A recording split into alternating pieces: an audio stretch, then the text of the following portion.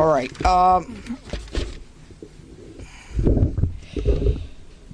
All right, you know who I am, I assume. Today we unsealed an indictment against two individuals, Jimmy Chérizier and a co-conspirator, Bazil Richardson. It is a one-count indictment that was unsealed, and the one count has to do with conspiracy to violate the International Emergency Economic Powers Act, also known as IEEPA. Jimmy Chérizier is also known as Barbecue. Do we have his picture here? Yeah. Okay. He is a notorious gang leader from Haiti who has orchestrated and committed various acts of violence against Haitians in Haiti. He was sanctioned in 2020 by the United States government under the Global Magnitsky Human Rights Accountability Act. And that is an act that has to do with the president having the authority to sanction globally anyone who was involved in human rights abuses. Now, Chérizier is also known as Barbecue, and his indictment is the first indictment of an individual in the history of the Department of Justice who has been sanctioned under the International Global Magnitsky Human Rights Accountability Act. Now, in terms of background, Barbecue was a police officer in Haiti, but he led many campaigns of violence against Haitians in Haiti, including the notorious La Saline attack in 2018. Notorious because he both planned and participated in the killing of approximately 71 Haitians. It is a turf war that has shocked the human rights activists in the world.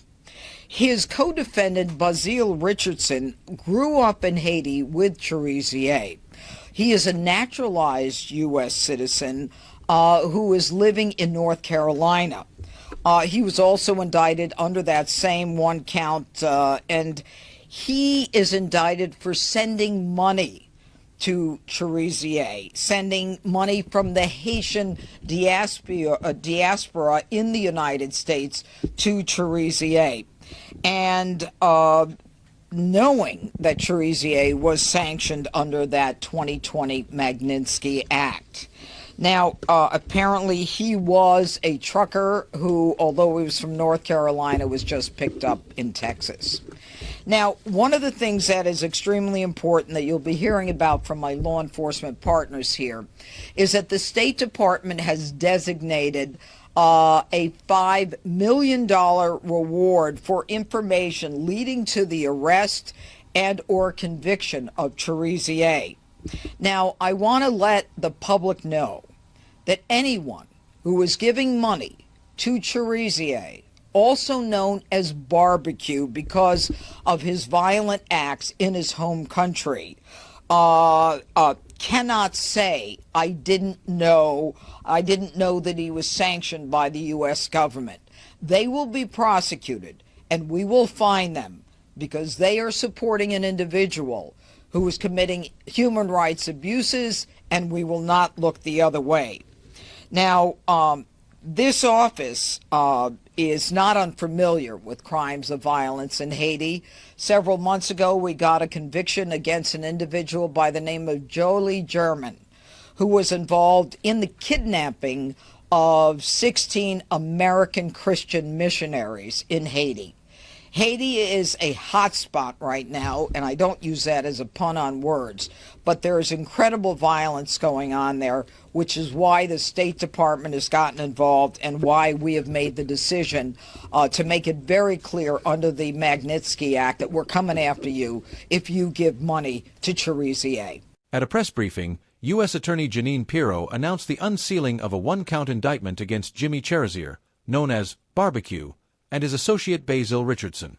The charge involves conspiracy to violate the International Emergency Economic Powers Act, which prohibits providing support to sanctioned individuals. Chérizier, a former Haitian police officer turned notorious gang leader, has been linked to a series of violent acts in Haiti, including the 2018 La Saline massacre in which about 71 people were killed. He was sanctioned in 2020 under the Global Magnitsky Human Rights Accountability Act for human rights abuses, marking the first time the Justice Department has indicted someone previously sanctioned under this law.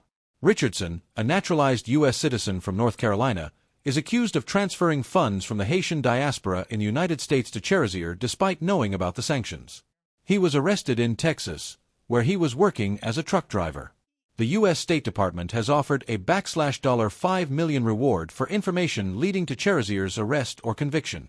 Pirro emphasized that anyone providing financial assistance to Chérizier cannot plead ignorance of his sanctioned status and will face prosecution. She warned that such acts enable individuals involved in human rights abuses and that her office will pursue those responsible.